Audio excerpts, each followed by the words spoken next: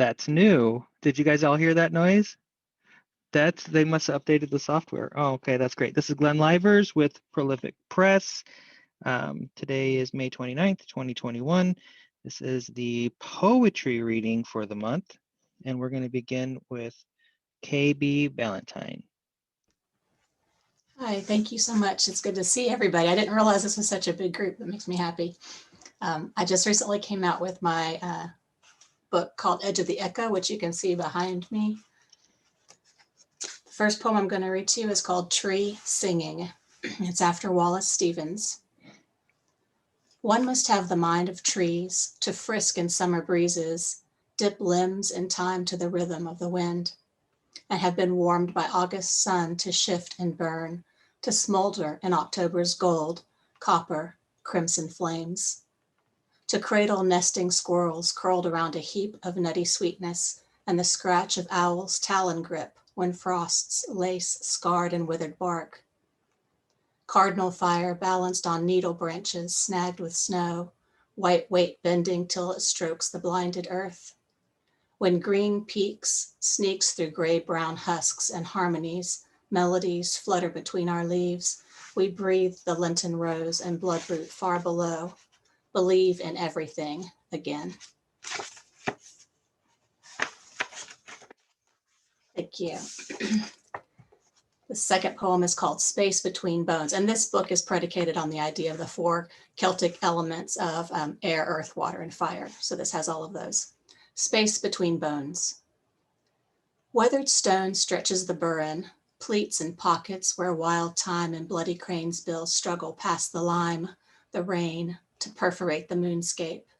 I never tire of this.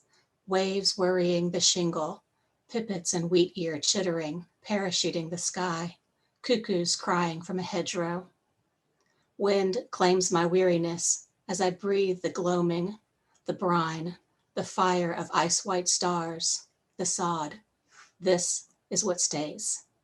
Thank you. Oh, thank you very much. Those internal rhymes are strong. It was very nicely done.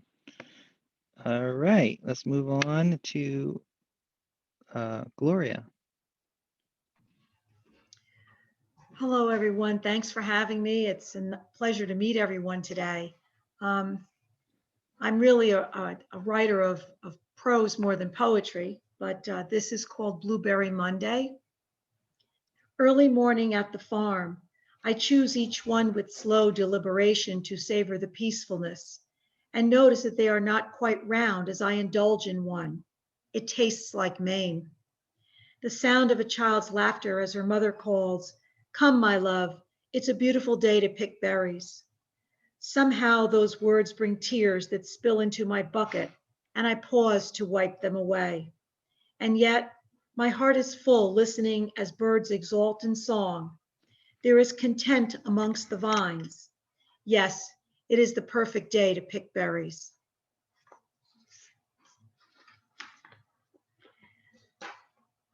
This one is called Day Fairy.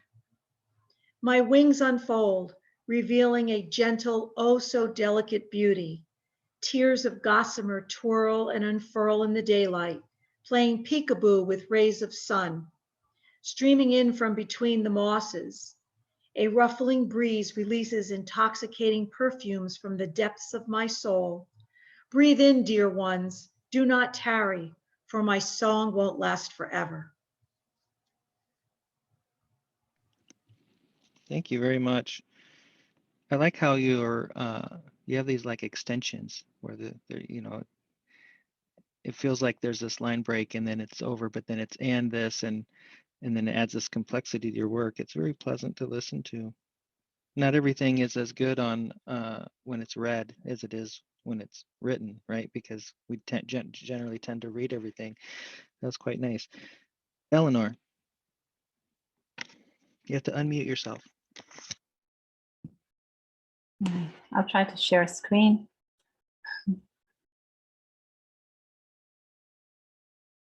It doesn't take too long.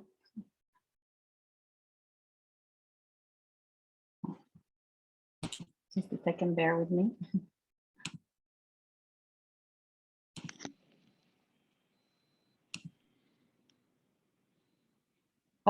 Aw.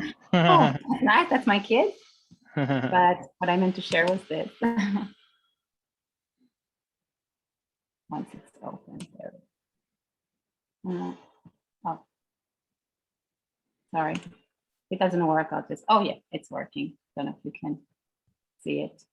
Okay. So this is called vows. In sickness, in health, in remission, in relapse, in doctors' rooms with doctors' sorries, in second opinion, in third, in stages, outside the theater, on the security guard's chair, water in a paper cup, eyes shut, waiting for the cab, I'll be all right. Outside the operating theater, in, if anything ever happens to me, shh. In, I'll settle for one more summer in our garden, shh. In smiles of relief, in smiles of just to make me feel better. You go get some rest now, in tears, in jokes, till, no. Got my Skywalker sword at your service, princess. We got this. Thank you. And okay, so shall I share another one? Yeah, go ahead. Okay. Only if you want to.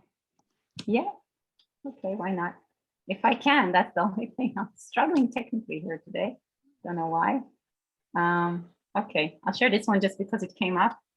This one was published recently in a journal called In Parenthesis. It's called The Crusader. When he fell, her father carried back his heart in a metal case for her, along with the plate he had stolen from the Holy Land. The letter in which he had canceled their engagement was lost, and so his memory was left unharmed. She cried by the heart and the plate, which were both fitted into the castle's gate, and kept asking what it was, the different shapes and letters. She wanted to know everything he might have known. Her father explained what he could, but he knew little of that distant culture. Her dejection worried him, yet he felt cruel when implying her mourning was excessive. And so he went on comforting the forever crying princess by the plate and the heart.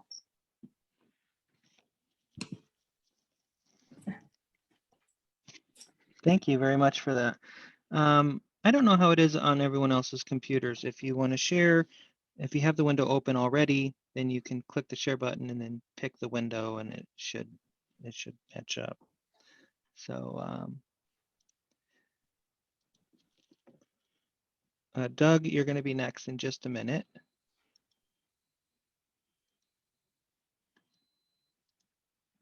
Okay, Doug Van Hooser.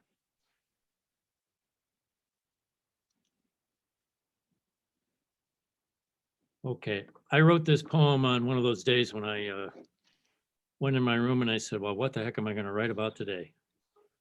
So it's got a little bit of attitude. My shelves are cluttered. I can't imagine them any other way. Organization isn't success, it's the absence of distractions. Stack the magazines as mile markers. Leave disheveled piles of unopened mail. Abandon crumb-littered plates. Strategically locate empty stained cups. Everything in its own spot, regardless of caimans and Gila monsters. My swamp of hodgepodge chaos and desert of wind-shifted sand. Clutter keeps my mind in gear. My chauffeur knows all shortcuts. Even when I back into the crowd, the wheels do not spin. Comfort knows that in that pile lie images of my thought, wrung out like a twisted towel from my waterlogged life. And that transparent paperweight holds down my rejections, what refused a hug and a kiss, what I couldn't bring to orgasm. Fuel for the fire awaiting a match to ignite me. Burn a light to follow, illuminate my cave and sky. I named that poem Desktop, and then I realized in today's world, desktop would really refer to the computer system. Did you have another one? Yep. Second poem's a real short one called Coda. I want an ending that is a string to a kite.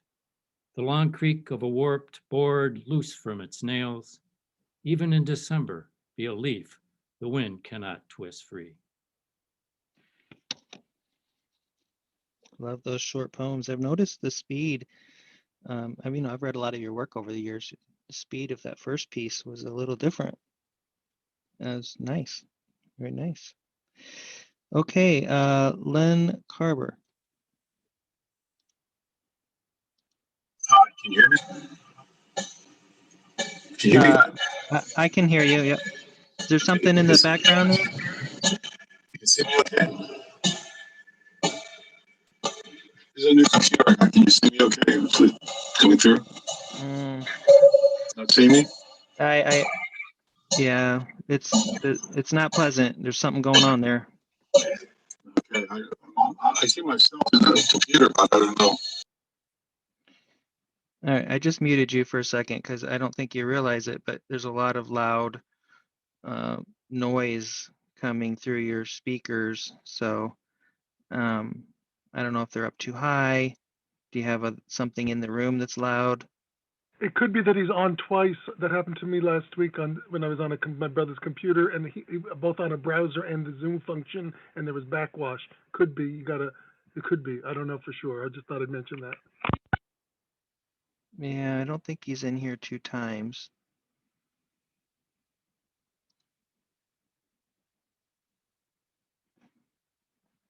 All right, Len, you want to? Is that better?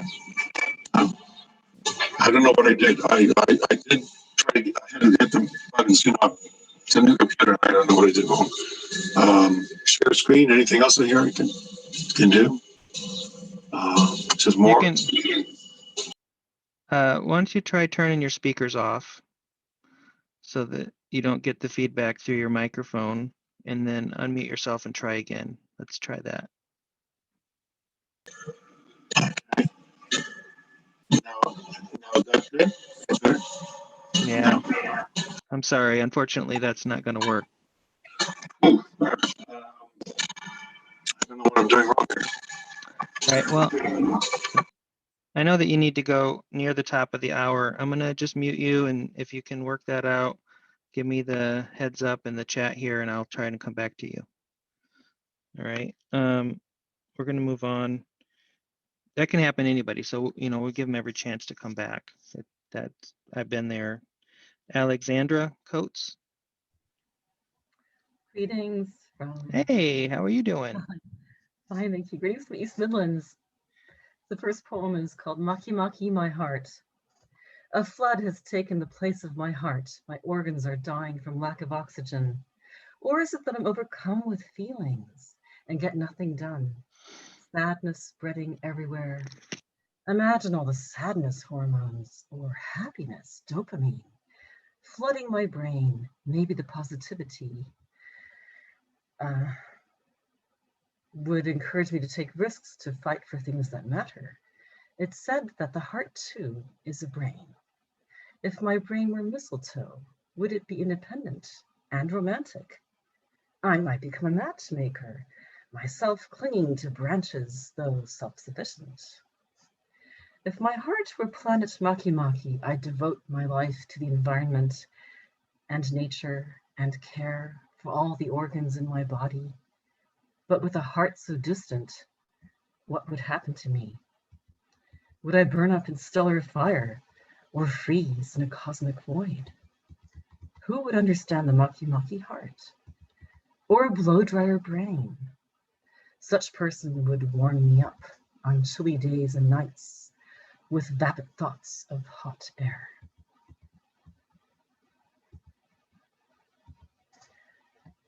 And then the next one is called Indian Way, which is dedicated to my grandfather. Holder of the cards, Indian inlay, that alternates red with ivory iridescence, circles made of circles. Walk the Cherokee path, each morning and evening, connect with pelicans that fly across the sunrise. Strategy and airlift operation without modern navigation. Young pilots climb the Himalayas on intuition's inward call. Choices in a game of cards make one move at a time. Our sisters send us messages like turtles that lift their heads above the water.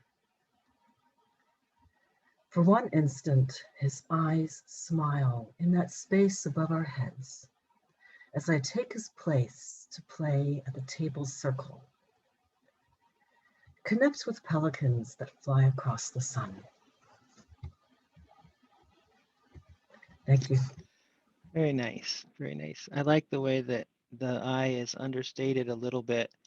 And you include the reader with those, our sisters and so forth, inviting them a little bit.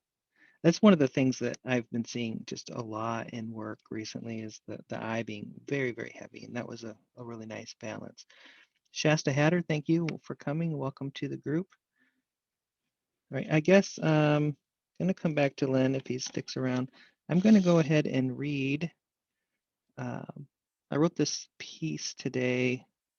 Got a couple of emails asking me to read because I forgot to do it the last couple of times. So this is new. I haven't edited this yet. It's perfect for a group like this.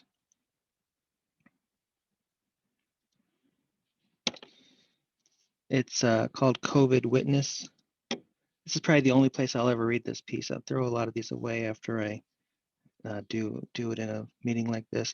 It is 2021, and India still struggles for breath, while the heavenly moon, helpless and distant, counts the funeral pyres in the dark places of the earth, blinking on and then off. She swells like a great round pregnant mother, paralyzed and without arms, a heart hidden behind mute lips, longing to give comfort, to share her understanding. Ageless in her nocturnal beauty, she is forever watching, a witness to every death, through wars and plagues as abundant as raindrops, gazing gracefully down, as gentle as a thin water lily adrift in the dreamy firmament of the eternal night sky. She heard King David as he whispered psalms. A person's life is like grass. It blossoms like wildflowers, but then the wind blows through it, it withers away, and no one remembers where it was.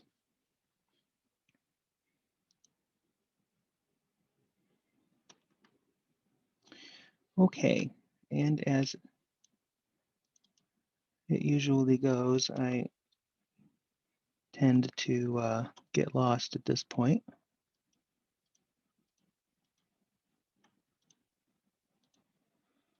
All right, so the next person, Len, did you ever get that worked out?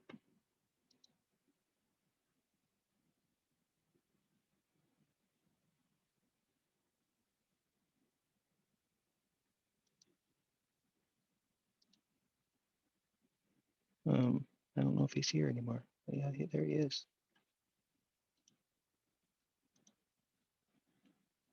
Okay. I'm sorry, I'm not getting that. Okay, let's move on to Lynette Esposito. You have to unmute yourself.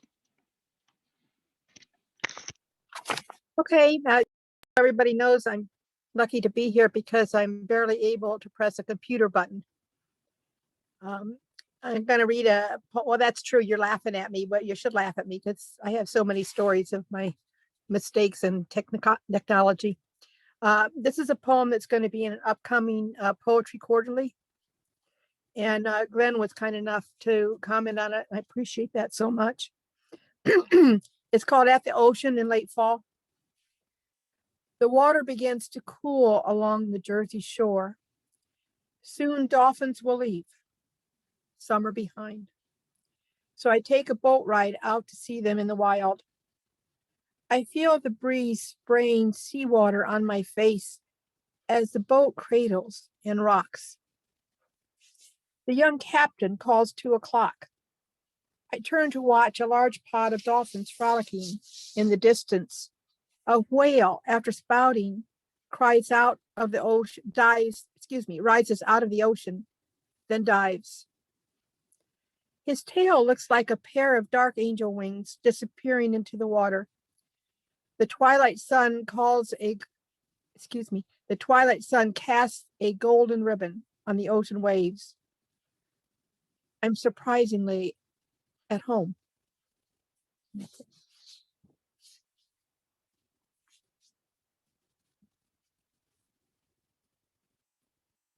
The second one I have, I don't know why I wrote it. I'm getting old and I'm looking at old images. So, you know, my trick is don't look in the mirror, and then here I'm on the Zoom looking at myself. So we're in a danger zone here. It's called The Liquid Frost Melts into Morning. I'm in my life's winter where the cold eats my bones, melts my hopes, and shuts the storm door with me on the outside, vulnerable, shivering. If you were here, I would be warm again. Those days are long gone. Now I am made of frost, flowing down the street, disappearing before it reaches.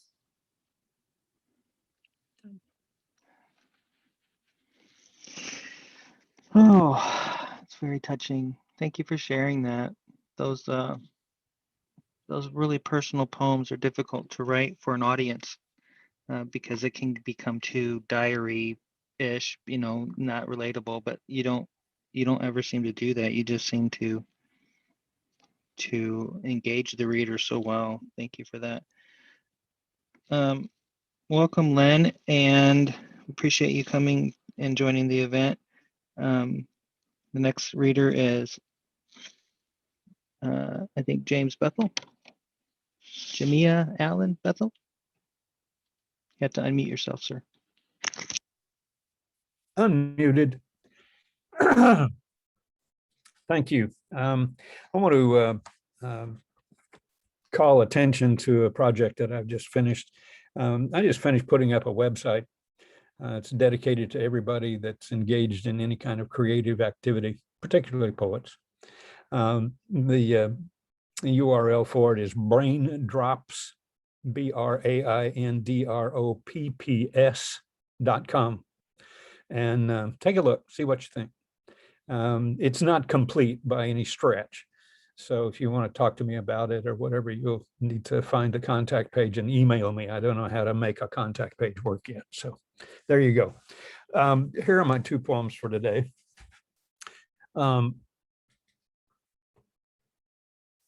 Try as I might, I struggle with ambiguity a lot. And both of these poems are reflective of that.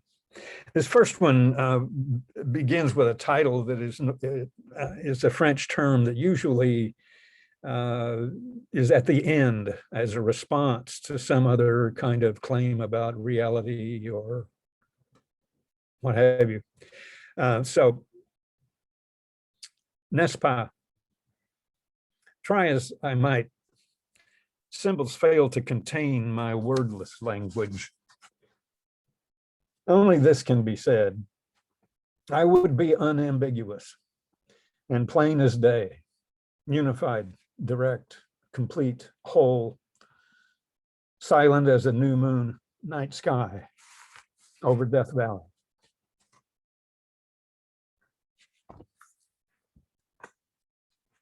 This one is a little bit longer.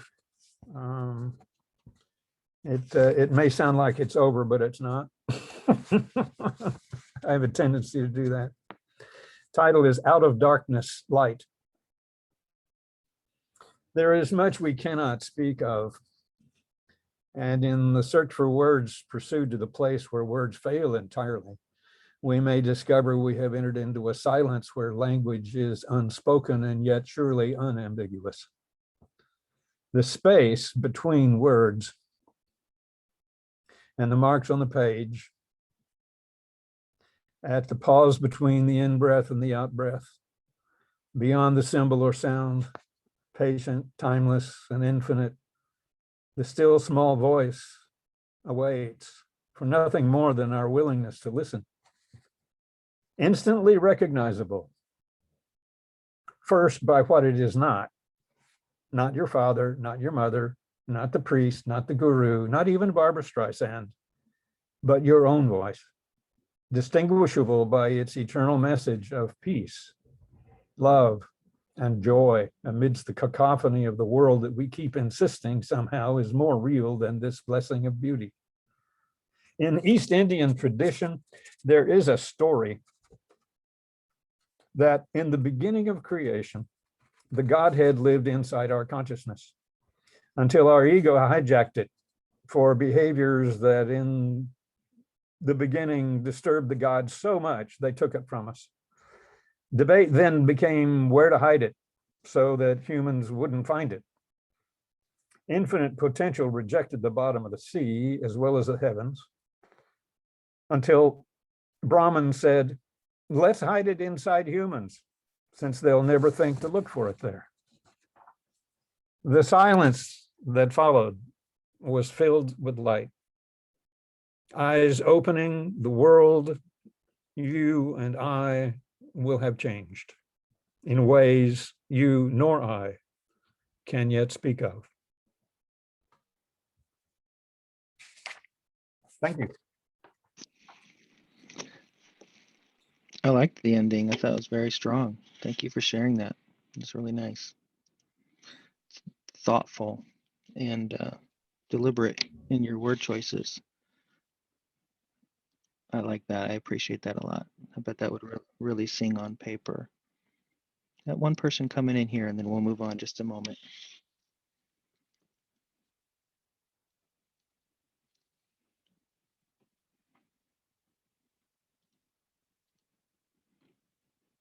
Debbie, is that Debbie Walker Lass? Yes, you have to unmute yourself.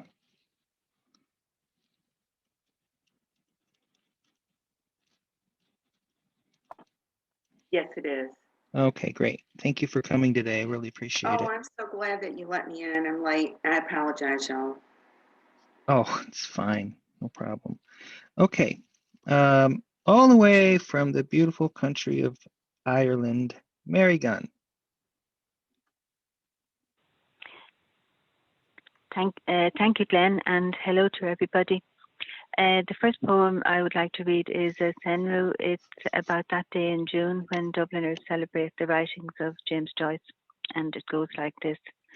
Bloomsday, we walk and walk some more. That one was published by the British Haiku Society last year. And my second piece is from Tree Line Poetry, and it's about what some people often refer to as the daily grind. Another year of rushed mornings, skipped breakfasts, red lights, and time clocks. Thank you. Thank you. Thank you for coming in. Those short poems are so important. I added a couple of those short poem journals, but people think when they come to these events that they have to find something big, and that's a good representation of some strong poetry. Thank you for that, Mary. Appreciate it. And let's move on to James. Nicola, go ahead and introduce yourself. I already did because I knew I'd be after Mary. I just had a hunch. Hi, everybody. Happy to be here. James Nicola. You can't see my name because I'm on the telephone. And the book I got a hawk, I'm not reading from today. It's called Fires of Heaven, Poems of Faith and Sense. And it's published by Shanty Arts. And so take a look at that. I'm going to read two unpublished poems that I just sent out recently and read them out loud. And I thought they might be fun. So I'm going to try some light verse. This particular one has no end rhyme, but identities of different number of syllables. Black holes 2. To do what you have never done may not be easy, but I think that it is not unthinkable. To think a thing does not mean doing it, though, and I've been taught not to think. But the unthinkable is not unconscionable, I am thinking, not unless we are what I am trying not to be, the product of others and not ourselves. Are you like me? See, we did not have show and tell in my day. We did not do oral reports. These two things were not about what could be tested, so were not in the curriculum. And what did not provide data through black dots, we did not learn. So I'm great at filling forms, but not at what comes next. My education's not a lot of help when I feel I do not exist except from dot to dot. That's not atypical. Yet if the form is not me, am I no one then? Or am I not more than black holes of data? I know not. And so I want to think what I have not thought before. You, for one. Though I have not the least idea if you exist or not, I've only seen your form, one that seems not unlike mine.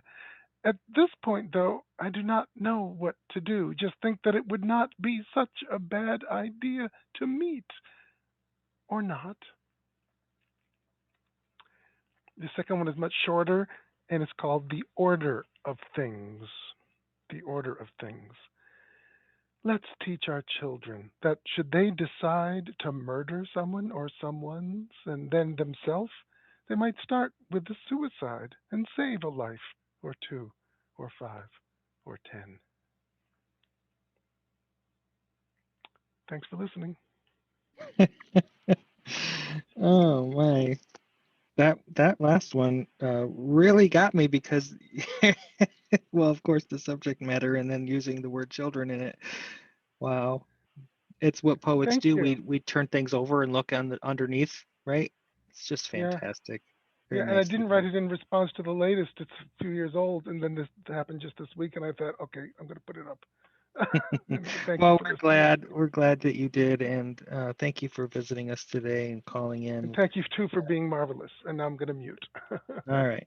I know you can Okay. still hear me even though you're muted. I Yes. let you know that both you and Mary got plenty of reaction from the group. Everyone seemed to enjoy both of your work. Okay, Linda Oh, Ambler.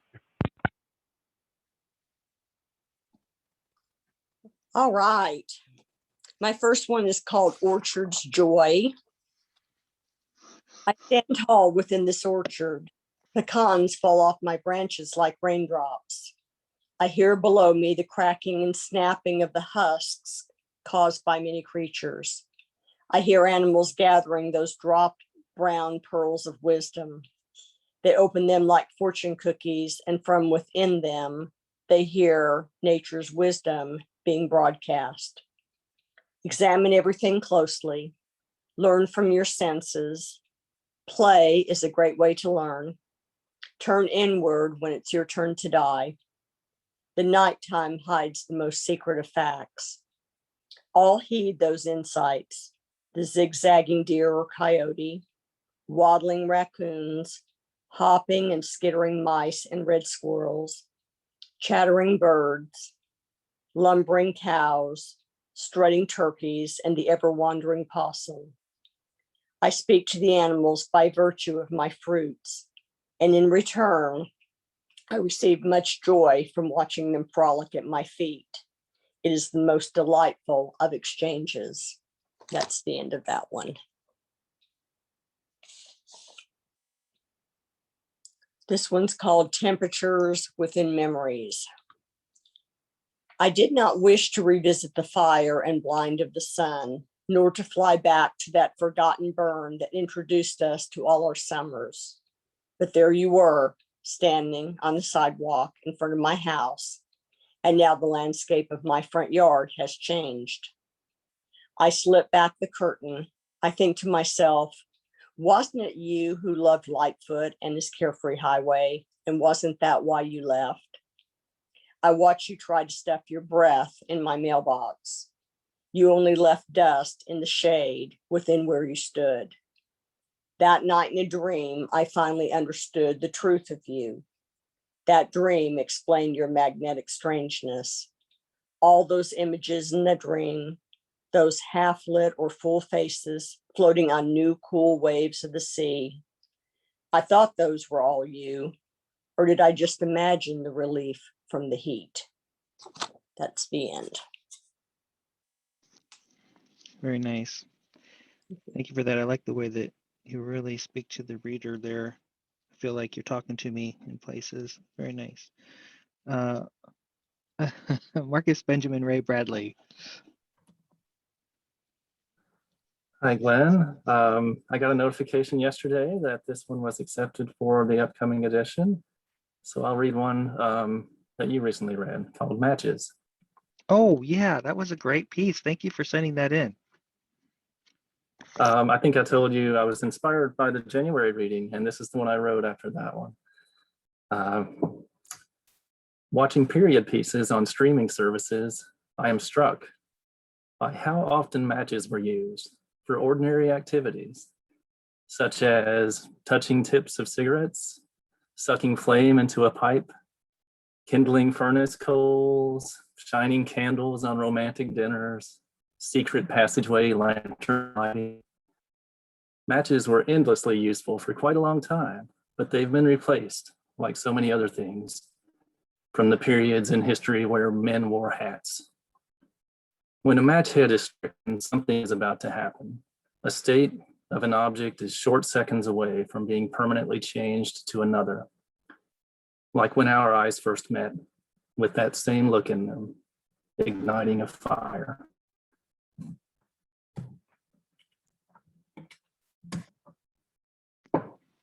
Thank you. The second piece is similar in that it's dedicated to my wife. This one's called Heading for Home. A kid rounds third, past a coach's waving wheel, in anticipation of the safety of home.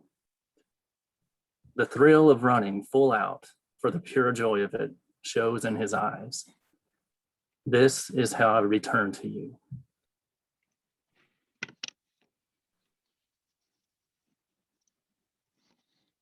That's really nice. Thank you for that. If there's ever a doubt, here's a man who loves his wife. He truly does. I've read a number of poems of his that honor her, and I'm uplifted every time. Leonard Lund.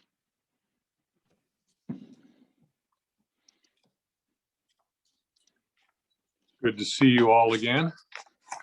A couple of sketches, postcards, snapshots, whatever, from just about 50 years ago now. To grandmother's house. Through the lilac crossroads into Keys Canyon and across the San Luis Rey River Bridge. And nearby, an old woman with the sun in her skin sells oranges. Ashland Avenue, St. Paul. The flower lady lives downstairs. On her porch with the pots, she also has 2 bicycles, a cat, and a bed she uses spring through fall. These in order of importance. She is quite mad. Thank you.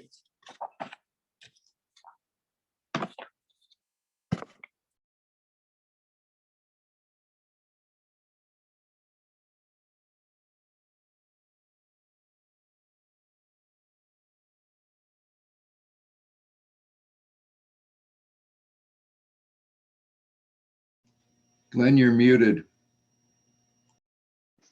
Thanks. I'm guilty myself. See, we all do it. I was saying, Leonard, that when you take objects like that and you put them into a poem, we all come to the poem with preconceived notions of how those objects affect us, our bikes, our beds, our things, and it really draws the reader in. It's such a strong device to use. Very, very nicely done. Thank you for sharing that. Thank you. David Harris.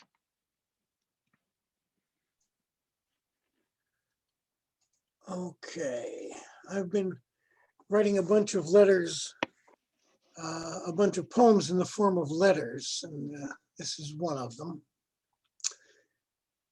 Stacy Davies. Dear Stacy, I'll never know why you did it.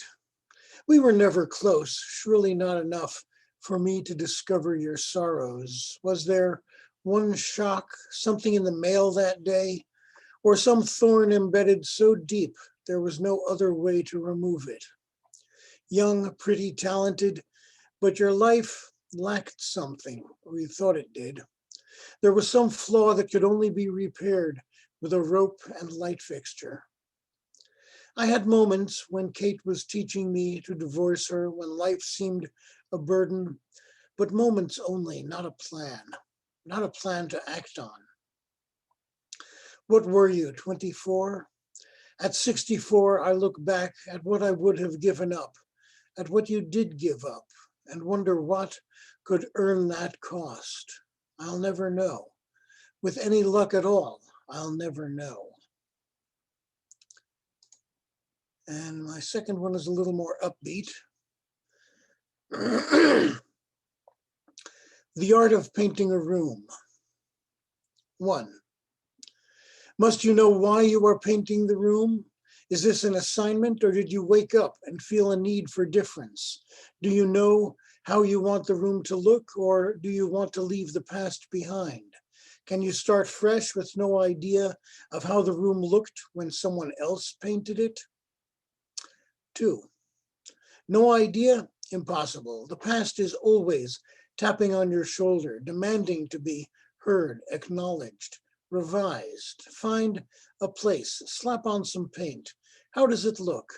Get some more on and see if you like how it looks. If not, you can cover this as if it had never been. Just keep working and watch the metamorphosis as the blank wall becomes something else. 3. First coat done. Step back. Let it dry. Is this the room you imagined? What have you learned about the room from painting it? Ask a neighbor to look at it from a window. Imagine all the furniture in different places, maybe Tangier. Now you can do the second coat. 4. Perhaps this one won't need a second coat. They always need a second coat. Some touch-ups on the trim, some holidays filled in. A different colored corner can surprise the eye that reads the room. Surprise yourself, make it new, and make it yours. Thank you. Oh, and my background is blacking out the cover of my book. Never mind. Oh. It's okay. Well, why don't you tell us what your book is called anyway? The Review Mirror, and it's available either through Unsolicited Press or Amazon. Okay, thank you for that. Just want to reiterate for the new people, we do have a Facebook page. You can go to our Facebook page after I post this video, and you may post links. Anyone that came to the thing to this event, post a link to your page that promotes you and your work or your books or whatever. And if there's anything we can do to help promote you, that's what we do. We want you to be a successful writer. So use our tools and use our platform if it helps you in any way. Michael Flanagan. Hi, I wrote mainly one breath kind of poetry, but I've been trying to work on some tanka, some 5 lines. And so these 2 are just pretty much new ones. So the new light of day brings fresh life to the lilacs. On Grandma's Afghan, where strong farm hands translate dreams into simple gifts. And the other one, it's actually, I used to volunteer at the VA, and it goes, Angel at the VA, 19 years, 4 months, 10 days, when his life changed. Then 2 years at Walter Reed and a lifetime of bad road. That's it. And just checking, am I coming through now? Yes, you are. I'll make you next. Okay, Lynn. That was nice. You know, that the tanka, the third line is called the pivot or the turn in that second poem. that was very strong. I liked the way that you worked that. Okay, Len Carver. Yeah, I sorry about the problem before. I'm like a 5-year-old with computers, so I just like a 5-year-old hit everything and something must have worked. The first one is, and I've got a background, but it's this second book that my publisher came out with last month of Ether and Earth. And it's the longest poem, but the next one will be short to make up for it. It's one of my strange hobbies. I like to walk through graveyards. I always like to walk through graveyards. Find it relaxing. And I wonder about the people there. It's called An Old Poet's Walk Through an Old Graveyard. He always liked to walk amongst the dead. For him, it was a secret pleasure to imagine the lives of once breathing, thinking beings. He would stop at each tombstone, curious perhaps more than reverent, for he had long known the body was just a set of clothes the soul wears in a world where appearances matter more, it seems, than what lay inside.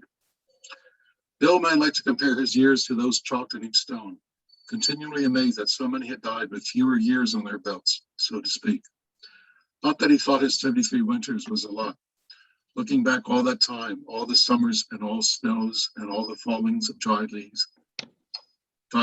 out leaves, dying, dressed in color like kings. All those memories went and fell a large basket in that living library called memory. There was a newish-looking gravestone with one of those weather-resistant photos of a handsome young man who died in his 24th year. The old man always wondered how the young died. By a rare illness, suicide, or was he doing something he should not have been doing? And karma took notice. In the years practicing his little-lauded hobby, the old poet found old graveyards to be the best. For old graveyards have markers of lives that turned to dust a long, long time ago, 100, 200 years for some. But for the old poet, it was as though they had died yesterday, because they were new to him. And in his mind's eye could see them living life large in their own slice of time, in their own worlds, with beauty and pain, with loss and joy, with grace and fear. There were so many folks to visit, each one his little stone house. He stopped by, he introduced himself to, said hello, wished them well. I wondered about what sort of life the woman who died at 36 had led, or the really old man of 98 with a funny, old-fashioned name. Did he regret missing the century mark? The old poet wondered. Some graves he did not like to see, for they were the graves of babies who left the world less than a year after they had entered it with such promise. Some dying within weeks or months. A few died the day they were born. All spoke in stone of hearts broken, of hope stolen, of love taken away. The other from Hooser, in Poetry Quarterly in looks like in fall of 2008 posted. And it's also my first book the publisher came out with last year, The Enormity of Existence. I marked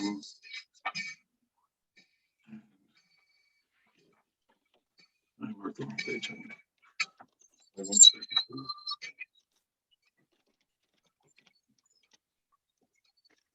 Still getting a lot of erroneous noise from your mic. I did hear your poem, but getting a lot of squeaks and whistles on my end here. It's kind of breaking the spell. Maybe it's my computer. It's a new computer. I don't know. I'll make one of my two nephews check it out. Should I do the second one? Or, yeah, if it's short, go ahead. Yeah, I would say. Song for a Material Age.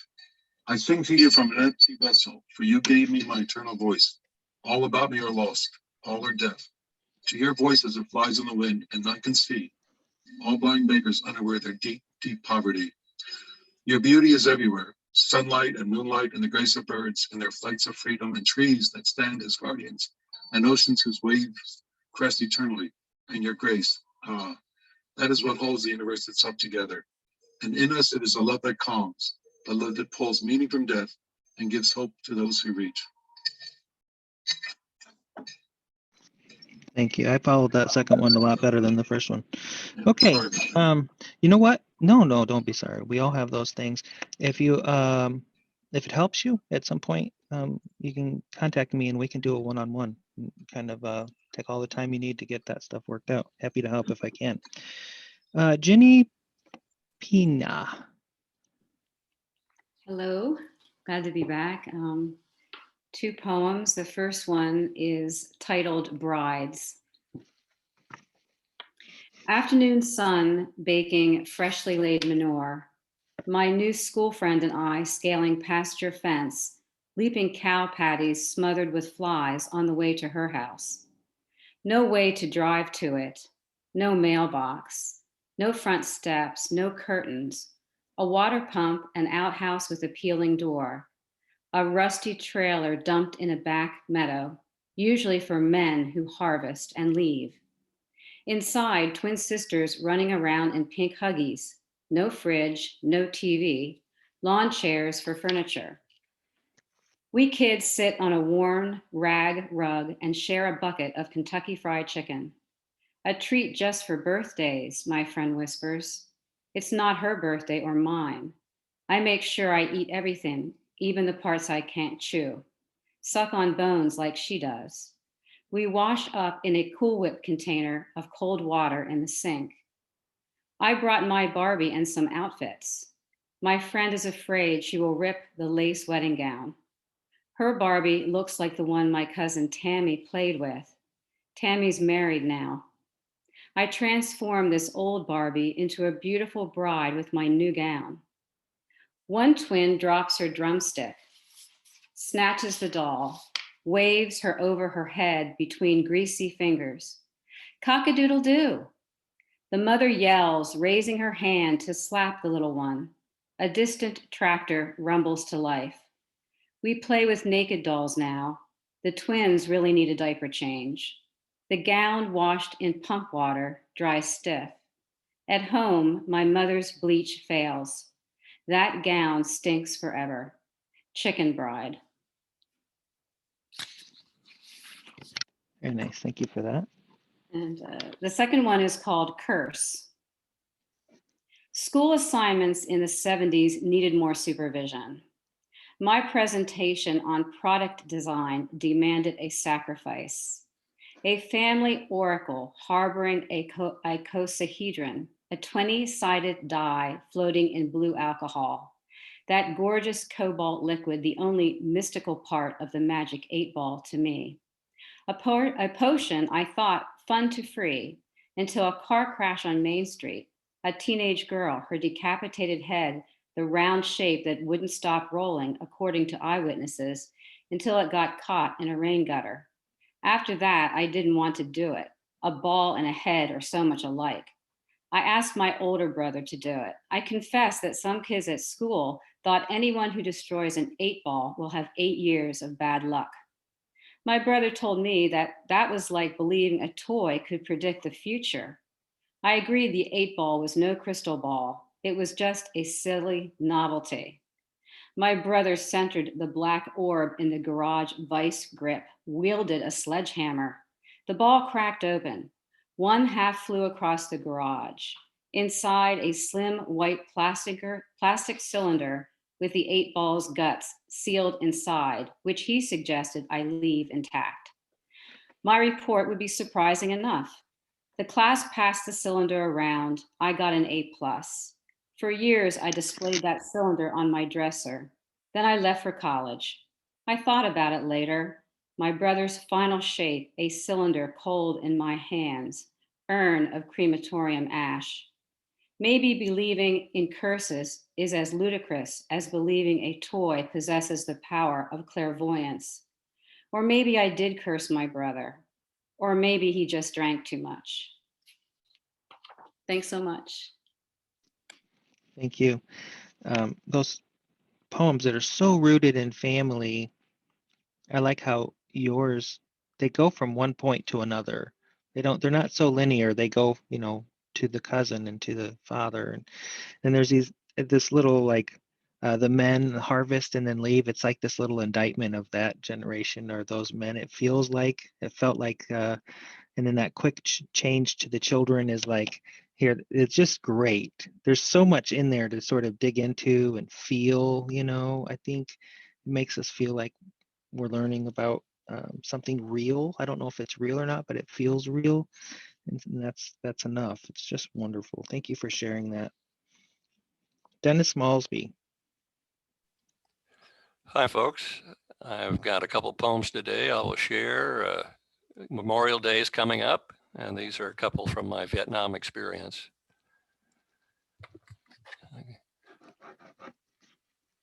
I ran to get back to my unit. The enemy dropped mortar rounds on me. Adrenaline spouted. I never felt so high. My senses soared, feeling everything, seeing everything, hearing everything. Inert objects and the dead begin to speak. Only the power of poetry can describe it. I run. Boots shiver. Fear flakes from my skin. Red clay road grunts at each footfall. Spongy, surface, slow. Gray pistol sings, ah, ah, ah, in its gunmetal womb. Brass babies whine, oh, oh, oh, at each slap of the holster against my hip. Leg splash. Paddy water clears its throat, shouts crystal curses. Mortars cough, spit, shells scream down, mud and roots sigh, fly into chunks. Drab shirt groans, pressed between my chest and welcome ground. Dry yellow rice straw whispers, fire, there will be fire. Dark wet earth strips me, its sweetness ferments brandy perfume. Thousands of soil-bound ancestors chant, Om Ma Om. Earth cradles my head. Oh, born of me, today or tomorrow and soon, you'll be part of me again. The second one, enlightenment.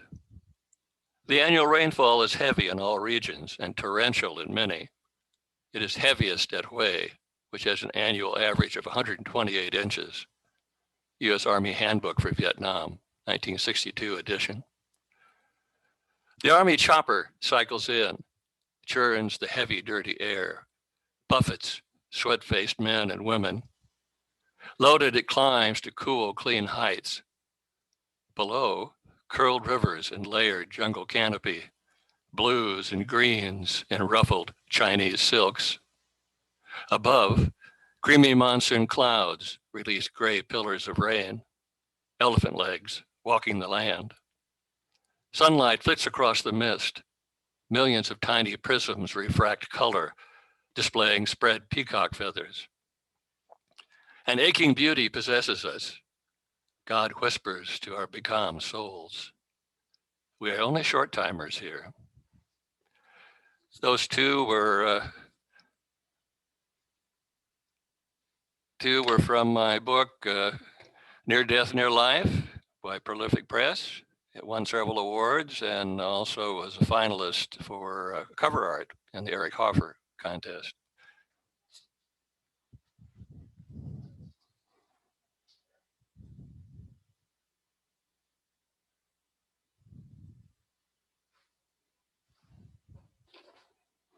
I believe you're muted, Glenn. I always think I'm going to get everything right before I start these things. It just never works out that way. So I was saying I've enjoyed many of your readings on the radio and at events and the like. Just always feel stronger. Such a pleasure to have published that book for you. And that's available in the Prolific Press bookstore, if anybody's interested. Edward Ahern. Okay. The first poem has the distinction of being true. It's called Dear John. It was the worst and the best of letters, written in the time of the cursive. I was, she said, likable and smart, and through no fault of mine, someone else had let her realize that we weren't meant for each other, and hence our engagement was off. She hoped I didn't think badly of her and that I could wish her well. After 2 days, the anger subsided and relief surged through me. Lust and convention had made us pair, and a sated ennui would have riven us. I wrote back cursively to declare that I wished her well, and could she please return the ring, which she did. I never asked his name. 15 years later, she returned to our hometown for a visit. Newly divorced and regaining her footing, she asked friends how I was doing and was told married with children. I flatter myself that she thought well enough of me to ask. I never heard anything else of her.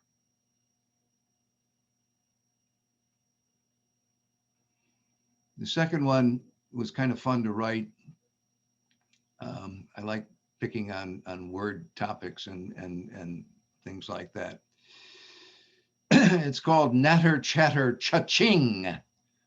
Somewhere, perhaps Africa early on, we gave noises significance, and then in a lurch from animal, combined noises into meanings, and then filling our mouths, meshed meanings into thought, all from noises. Ideally, we could share our thoughts by merely thinking them, but cannot, and gave symbols to sounds so we could see noises and preserve meaning beyond stillness. And those cartouches overtook sound, dominating the thoughts that birthed them. We live under the rule of words, clotted syllables that dictate meaning, library instinct and swarm emotion, and are so addicted to figural sounds that we memorize and repeat them, and we know nothing beyond the noise we hear and see and say.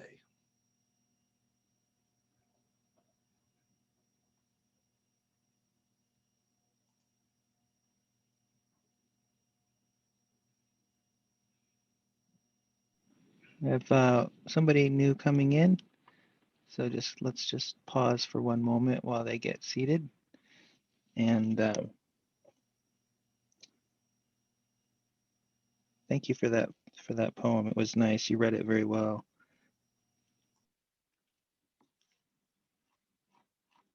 Okay. Looks like we're right on track. I'm just going to go while Sean's getting nested into his seat. Let me just double check here where we're going. Bob Whalen. This is the order, so you'll know John Dora, Robert Baldwin, Michael Watterson, then Josh, then William Kofood, then Nancy Gao, Joel Shavinsky, Shasta Hatter, Lynn Wynn, Debbie Walker Lass. Okay, I think that's where we are so far. So we're getting there. A couple of quick things here, not poetry related, but Prolific Press is launching a new journal. We're going to be doing 100-word fiction stories. So if you also write fiction and you want to write something quick and meaningful, be on the lookout for that. Also, we'll be putting up on the YouTube channel where this appears some critiques of poetry. So if you're interested in having your work critiqued, first of all, be aware that it could be harsh. Not everybody likes critiques, but if that's something that you're interested in doing, send your poem to critique@glennlivers.com, and I will maybe pick it for that, and I'll be posting those on our Facebook page and also on our YouTube channel. Okay, Sean O'Connor's next. Hello. Greetings from Ireland. It was nice to hear a lovely reading by, who was it, JP? I can't remember your second name, on the Burren anyway, because I'm just a few miles from the edge of the Burren here in Tipperary. I'd like to read two Haibun, please. The first is Calling Card. Calling Card. Just as we finish lunch, she hands me a small laminated card and says, "That's what I have." It says Alzheimer's, a form of dementia. We're not surprised, my wife and I, and our husband eyes our reaction. My father has dementia, I say, and the ice is broken. There are only 2 cars in the car park by the water's edge, ours and theirs. We walk past them to admire the view. I love this time of year, she says. She pauses, thinking, the little card still in her hand. The lake too looks laminated, a sheen of languid light lying light on its surface. One at a time, twisting in windless air, slow falling leaves. Thank you. Very nice. The second piece is called Hair. And could I give a shout out to the Irish, the Arts Council of Ireland, to my surprise, has awarded me with a literary bursary to write Haibun, of all things, for the next year. I think it's quite a step for them to. Wow, congratulations. Very nice. Yeah, and it was a big surprise to me. But anyway, I think they deserve a shout out for their support of writers and artists generally in Ireland. They give a lot of support to a lot of artists, so good for them. So this piece is called Hair. Hair. I never saw her husband. He lived upstairs. She had 2 rooms on the ground floor, a bedroom and a parlor. They had time slots to use the kitchen and the bathroom. She had her own kettle to reduce the risk of encountering him. It boils just as she finishes telling me about her treatment, her trips to hospital, the intimidating rooms, the strange equipment. A new phase of conversation as she sits back down, the clock ticking, a cloud passes. Light pours past her pink curtains. Tea and biscuits. She tells me her funeral plans, the wig in her lap. Thank you. Wow. Excellent ending on that. Very, very strong. That's resonance. That's very nice. Thank you. Okay, next up, Bob Whalen. Oh, last couple of times I read there were questions of how was my line break? So I'll show you this time and go with that, okay? So do you have that? Can a bridge be built? Mm-hmm. Yes, we can see it. All right, let me. All right, should be bigger than that. Okay. Can a bridge be built joining heart with mind so compassion is seen as logical? Where passion won't render reason blind and thoughts inspire the emotional. Can a bridge be built between body and soul where molecules sway to transcendent music as they dance to make existence whole, and muscle enlightens the body electric?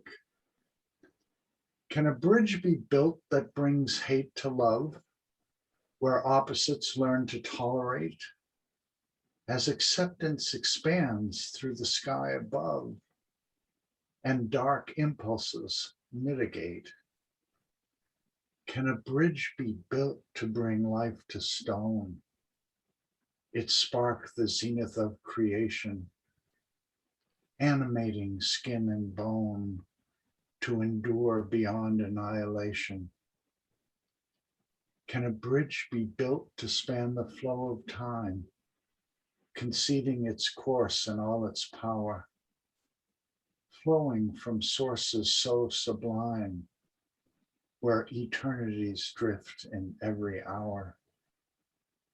Can a bridge be built across the gorge of death to pass that height, but know no fear, without clinging to the final breath, and say farewell to all that's dear?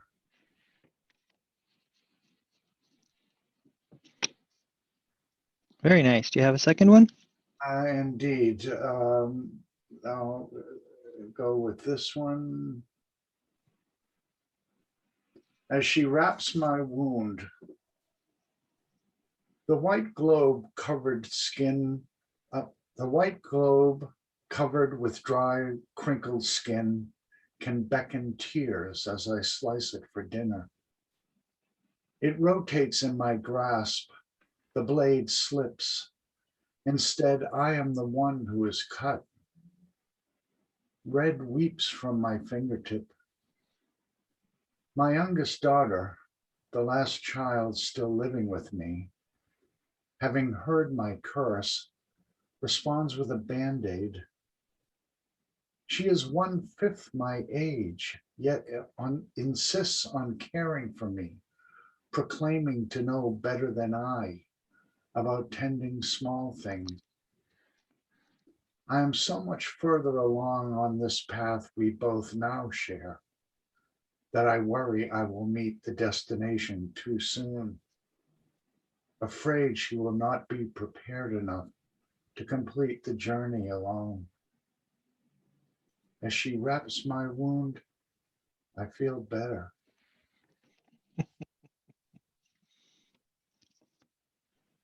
Wow, that was very nice. Thank you very much for that. Thank you.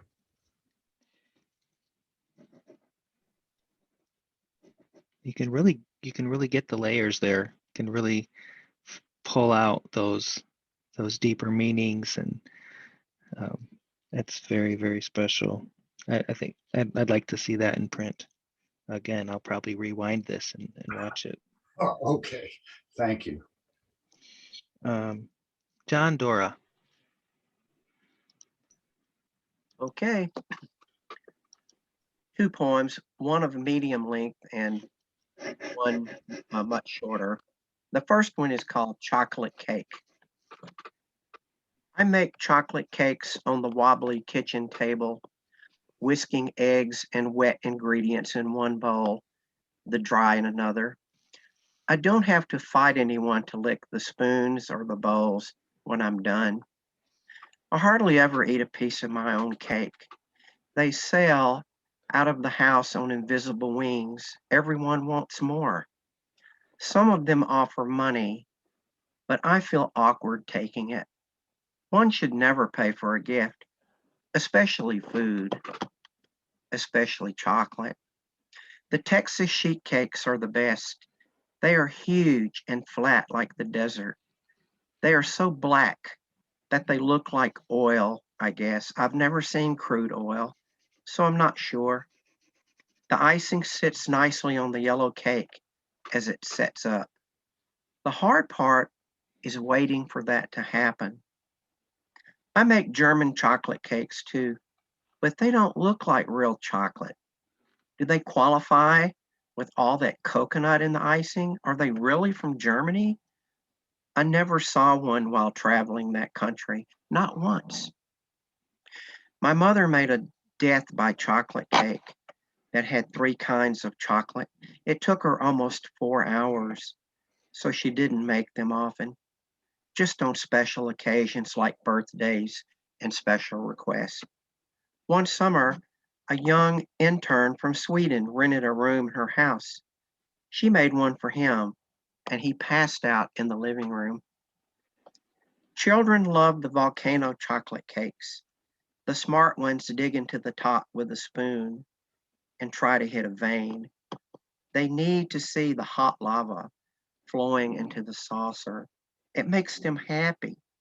They seem to forget about their problems, which children shouldn't have in the first place. I say, give them all cake. And the second one, cat dance. My cat is water, falling off the radar, vanishing like waterspout into cliffs. She is goddess and knows it. My cat is paint, covering walls with new breath, redefining existence with no words of caution. It works like voodoo. She is a map of all that is right, malleable, pliant, cunning when necessary, like wind when inventing new day. My lap is cradle, springboard for flight, sardine fusion, creamy cadence of soft pads, cat feet on my chest. Thank you. Thank you. All right, next up is Robert Baldwin. Good afternoon, everybody. I'm going to read two poems from an upcoming chapbook that I have that is coming out from the Community Writing Center in Salt Lake City. And so these are soon to be published, I guess, poems. One is, I would say, in the style that I would normally write, and one is a bit of a departure and kind of a fun poem. So the first is called These Pachyderms. If they could only speak, these pachyderms, though smallish in the history of such, still mammoth to our significance. We revere them instinctively, embrace them, name them, these jumbos and dumbos and babars, understanding there is something to love more priceless than any coveted alabaster that many believe still worth their slaughter. What secrets do we lose if we forget these trunks, so full of memories, linked to the very savannas from which we rose?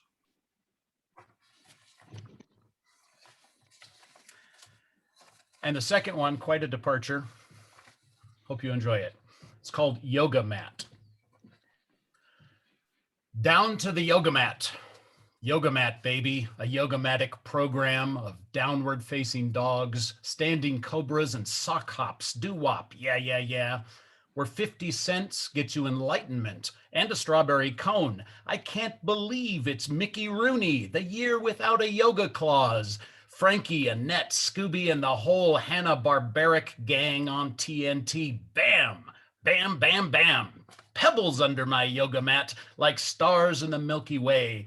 Nirvana, sugar-free, of course. Agave, nectarific, sweetly horrific, highly honorific, hardly scientific.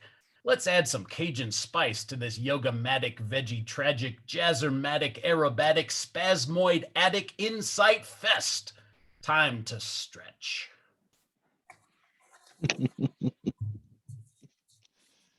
Thank you.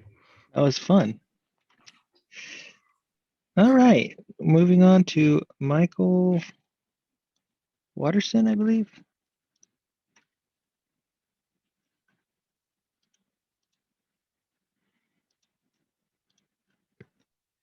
Yeah, thank you, Glenn. Thanks to everybody for spending a little bit of your holiday weekend with us, with me anyway. The first poem I'm reading is about our changed relationship with nature. It seems our relationship, the human relationship to nature has changed quite a bit in the last 50 or 60 years. This is in the current issue of Cold Mountain Review. It's called October Augury. Roused from sleep by buffeting winds, I shuffle in darkness to gaze out at Orion, locked in pursuit, ascendant now on the eve of the hunter's moon, as Diablo winds gust from parched land, scattering withered gatherings with summer's last scorching gasp, threatening fire before succumbing to winter's bludgeon. Already my dream, an old woman outside my door, sweeping dead leaves and laughing, skitters away, elusive as an autumn hare, or the wind's almost intelligible clamor. And the hunters see the seasons shifting in unfamiliar ways. Will he quit the game? The news today proclaimed 3 billion birds vanished from the skies, sparrows, blackbirds, warblers, and more, since I was a young man, a span laughably short, set against the migrations of Betelgeuse and Rigel. Despite stark witness, we remain steadfast in past imaginings, starry-eyed, abandoned, deaf and dumb, to all discourse that might call those passerine spirits back. The street lamp casts long shadows of withering branches on the wall, transmuted by despair into supplicants, beseeching forbearance from the fire sure to come. And the second, thank you. The second one is upcoming in Plainsongs Poetry Magazine out of Nebraska. It's called Alternate Lives.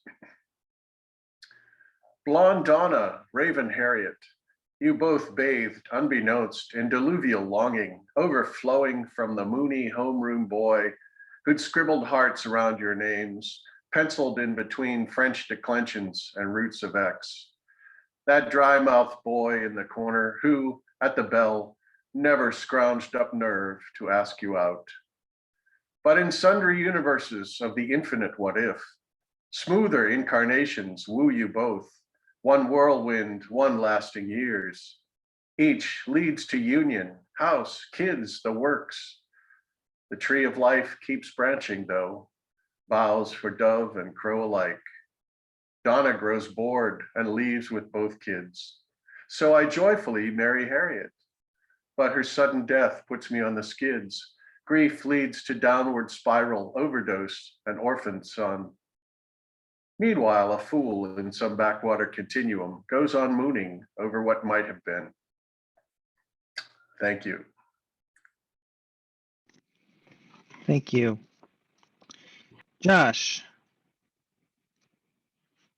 I didn't write your last name down when I. Oh, that's okay. Hi, can everyone hear me? Yes. Can you Yes, just okay. go ahead and I'm doing introduce yourself and. Yep, last name's Brunetti, Josh Brunetti. Thank Oh, you. yeah. My first time reading at one of these, so thank you for the invitation. I'm doing this from my phone because my computer was misbehaving. So I hope everything sounds okay. And I'm reading from my computer, I can at least do that. For the poems, I just chose, I guess I went with the first one, my most recently published, and the second one is my most recently written. And the first one's an example of how over the past few years, 4 or 5 years, I've been trying to use traditional form, and I hope I can keep it modern. It's called A Bird of Sea and Air, and it was published in El Portal Literary Journal out of New Mexico. A bird of sea and air. At the long end of another summer squandered, I sat sullen with my pain-driven pen, confounded, frozen, and there pondered whether Halcyon could take flight again. Her sea-touched wings lightly flinging off those memories of neophyte summers, of barefooted forays through nature's trough, applauding hooved panpipers and drummers, bringing home the muddy earth we'd trodden, and calamity with sticky candy fingers, the adults therein forgetting, merrily besoughten, that they too once beheld the hoof-footed singers, whose voices resonated on oddly sonorous, for such slight flaxen-haired creatures, their dedication to music rightly onerous, their heads horned, strange were their features. And stranger still that adults turn insipid, after years of dancing that pageant of youth, how we fill to the brim with importance and lipids, forgetting forever Halcyon's eternal truth. Oh, Halcyon, fly once again without hesitation. Is that you stirring within, or just a palpitation? Thank you. And I like, for some reason, to, I'm not the first to do it, but I like ending with the dramatic couplets, just because it's fun. Sure. The second one was inspired by a poem. So again, I'm not the first to do this either. It was inspired by a poem called Doppelganger by James Linden. And it's structurally a palindrome, that poem by James Linden. If anyone hasn't read it, they should check it out. I'm doing a palindrome structurally with this poem as well, but I think he and I are doing it for very different reasons and in a very different way. And with this, I was kind of tapping in the difficulty that a lot of us had distancing ourselves from our grandparents during the beginnings of this pandemic.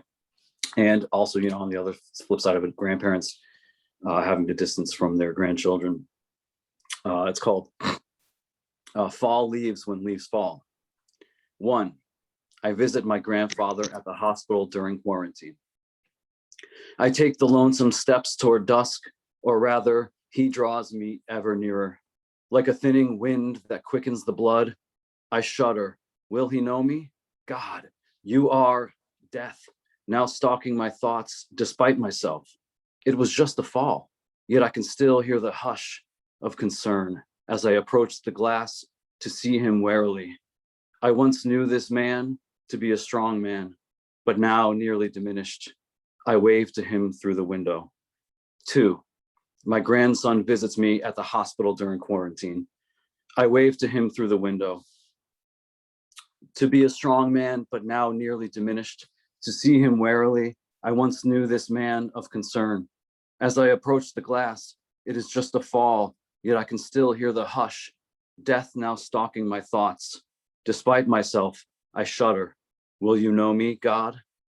You are like a quickening wind that thins the blood, or rather, you draw me ever nearer. I take the lonesome steps toward dusk. That's it. Thank you. Thank you. Thanks for sharing. You read very well. Thank you. It's your first time with us. We appreciate that very much. And yeah, maybe you can get the computer up and we can have the screen sharing next time if that's possible. Yeah, I'd like to. Yeah, Yeah, thank you. I hope you do come back. All right, William Kofod.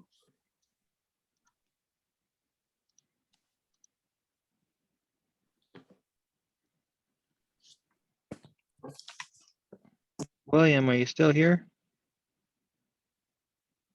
No, I know a few people have left. I'll just put a pin in that. Maybe he'll come back. Nancy? Hi, thank you so much for having me. I'm Nancy Goff. I'm new here too. Thanks again for the Welcome. invitation. I live in Los Angeles, so I've decided to just read 2 little kind of sketches in a way that I've made of bits of LA. So the first one is just my impressions of an old neighborhood in Los Angeles. Houses hold their breaths here, draw themselves inward, and hold each other close to slow their crumbling. Hold their breaths, waiting. Something could change. Birds in little cages on their porches watch their kin in flight. Hold their breaths and wait with people.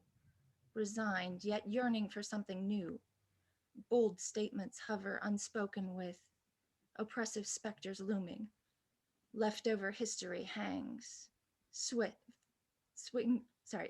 fists in the air still. Can you feel it? They will do big things, these birds, these gasping people in little gasping houses, if they can only catch their breaths.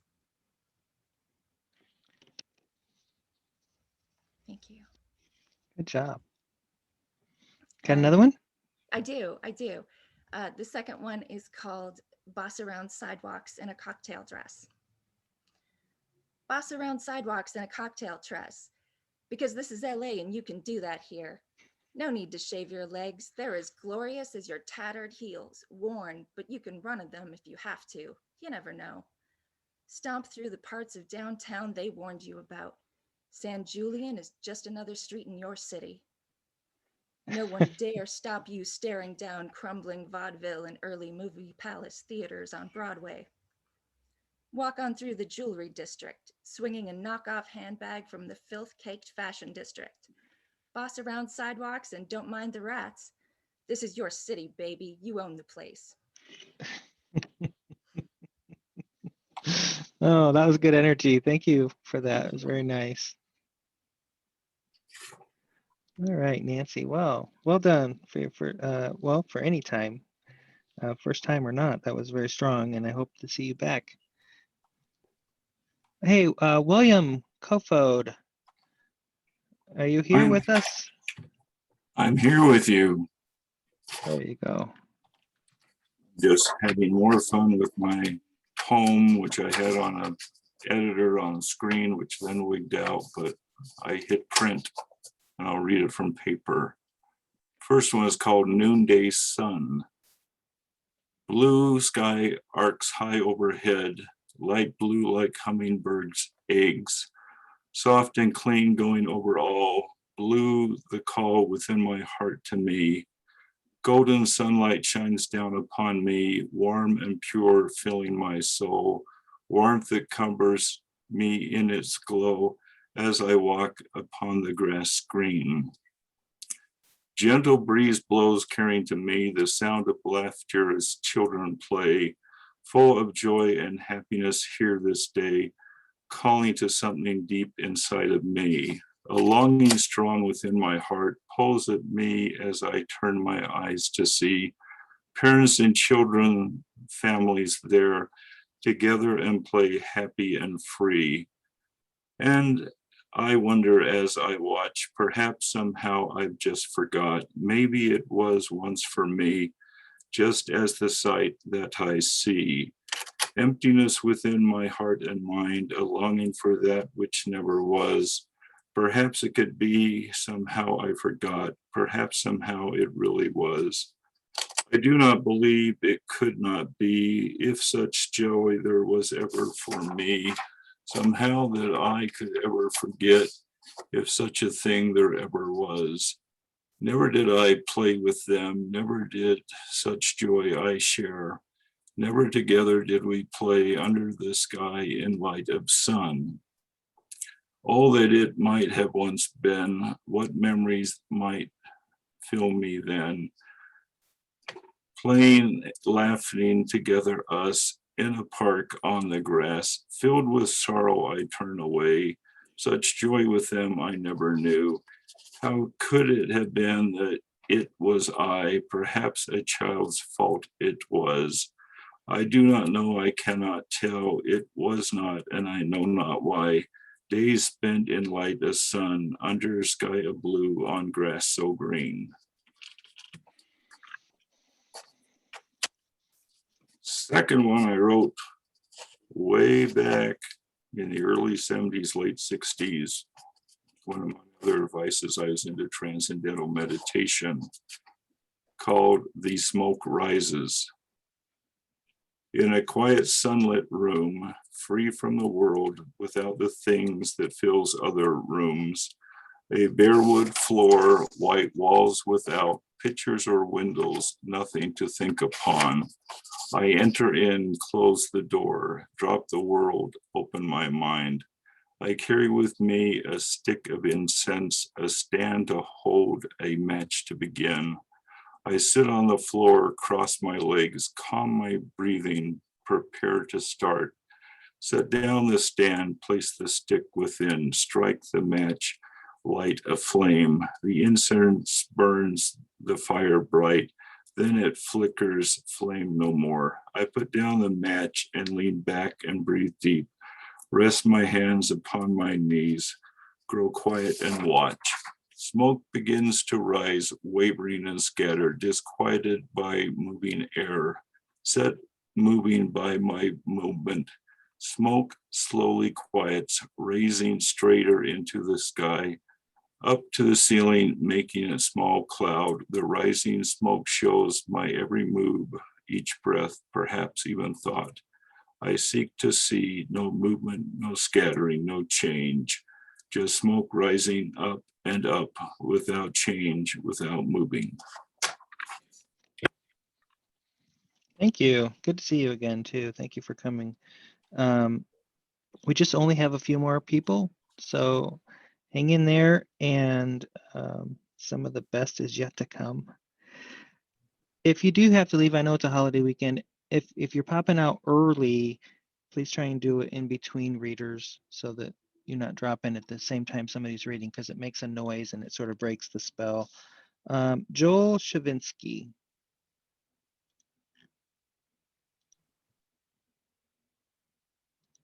Okay, thank you, Glenn. I have two poems written from different points on the adult age spectrum. The first one was the first poem I ever published when I was a young father, and thinking a lot about what that whole experience was going to be like for me. It also left me wondering a lot about what it was like to be a mother, and this first poem deals with that. It's called Language from the Age Before Cities.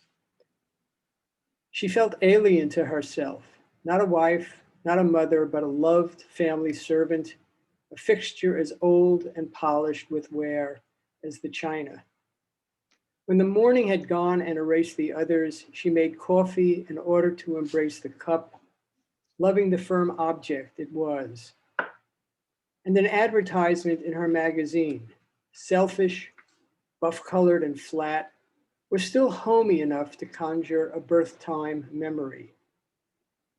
When she breastfed in bed, The baby had rocked her to sleep with its suckling, so that her eyes, fixed on the glossy pages spread on her knees, slid out of focus and fell into the sea. Invented out of afternoon silence had come the pride of her own incarnation. She had thought, when I gave the world my children gave me the world. She had witnessed their miraculous play.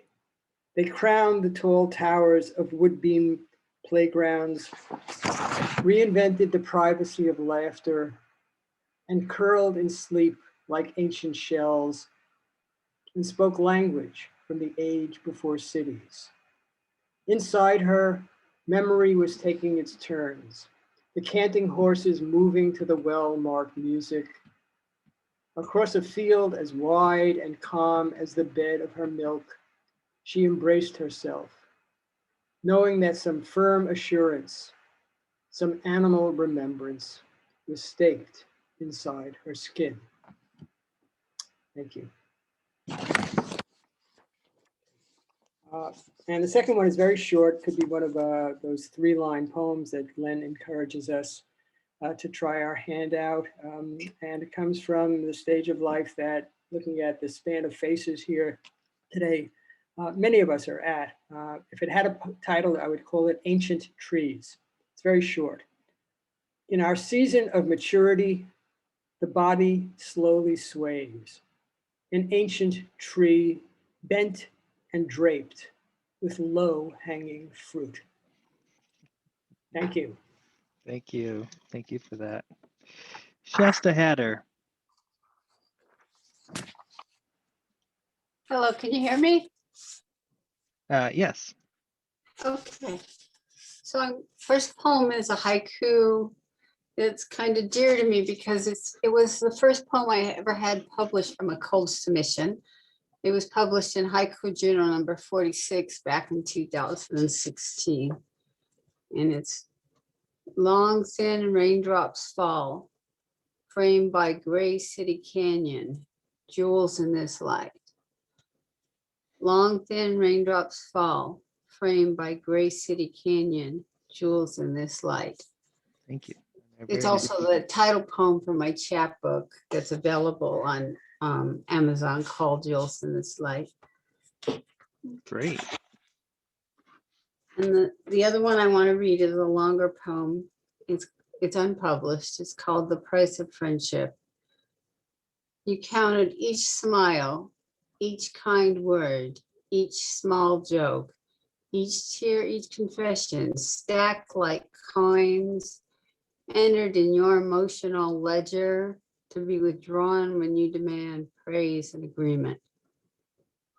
Praise and agreement, the only transaction you acknowledge as a fair exchange for friendship. Your wife may leave you. I speak up to ask for change. You accuse me of being a thief. You accuse me of being a thief. 33 years of kind words, small jokes, tears and confession marked insufficient. Account closed. No redemption today. Thank you. Whoa, that's very powerful. Thank you. Thank you for sharing that with us. It looks like Len Wen is not here. Is that right? And I think we'll move on here to Debbie Walker-Lass. Hi, Debbie, you have to unmute yourself. There you are. Okay, I have two. Both are fairly short. One is a 3-line. The first one is sun-soaked vitamins leach the air with Thanksgiving. Breathe in this glory. Nice. And the second one is called The Scribbler, and it was my first attempt at a sonnet, so be kind. What does the poet do for earth and man? While builders build and dancers dance our dreams. The brave ones sent out to defend the plan, and all of life is left to wanton chance. The war of words is never won with guns. The pen, it strikes no bullet to the chest. The poet digs no holes, nor plants no seeds, neither sings at sunrise or at sunset's rest. So many scribbles left to circumstance, till finally lightning strikes a weary mind. The poet doesn't make a brave conquest, but authors' words, their meaning undefined. Yet all of love and life, of grace and death, waits patient for the poet to give breath. Well, if that's your first sonnet, I would say you probably have a long history ahead of you and great sonnets. That was just so well done. Okay, couple of announcements, and first I'd like to ask, is there anyone here who did not read? Usually there's one, but all right, so there we go. A couple of quick things.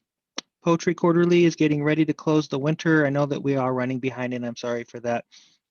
I will be pushing the spring very quickly. As a matter of fact, we already have a bunch of the spring acceptances before we're even done wrapping up the winter. And so that's because of the Rebecca Lard Award. So if anybody's interested in doing the being in this spring issue, I would advise you or suggest that you be sure that you sign up for our submission calls list. You can find a link to that at the bottom of the Prolific Press website. And each time that I try to do it each time, I'm not actually perfect about it, but whenever a new issue of something opens, I try to send an announcement out to that list.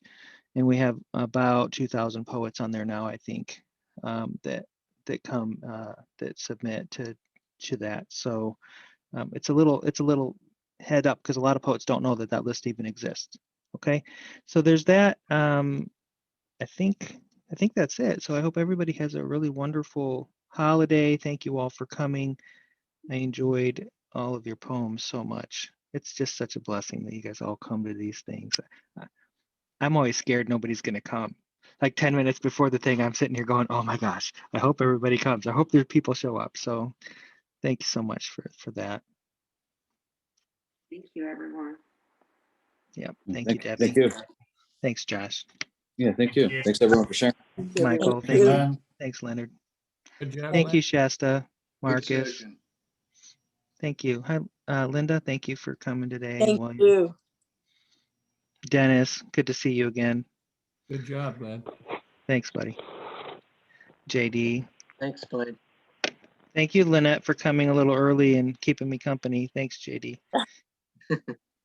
And thanks, Joel. Thank you, Glenn. Take care.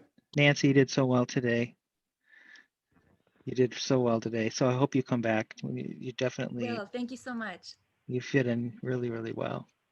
Thank you. All right. Bye, everybody.